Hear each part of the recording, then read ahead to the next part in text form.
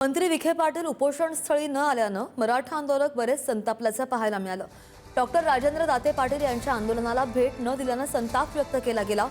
11 दिवसांपासून दाते पाटील यांचं अन्नत्याग उपोषण सुरू आहे।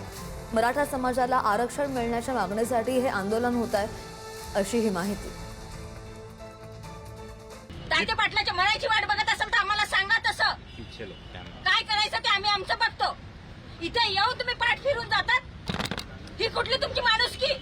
मंत्री म्हणतात ना स्वतःला। दादा विखे पाटलांना सुद्धा माहिती आहे की हा माणूस किती अभ्यासू आहे म्हणून।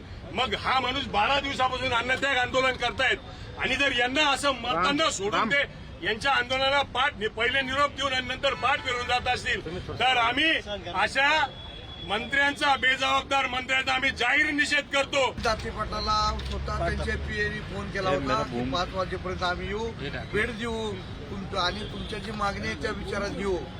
परंतु आता आम्हाला समजलं की ते इथं 2-3 ठिकाणी आले आणि परत कुठं तर शहराच्या बाहेर निघाले। या मराठा क्रांती मोर्चात आम्ही तीव्र शब्दात निषेध व्यक्त करतो। मराठा आरक्षण समितीचे अध्यक्ष राधाकृष्ण विखे साहेब इथं येऊन परत जातात, हा अपमान आहे। मराठा क्रांती मोर्चा हा समाजाचा अपमान आहे।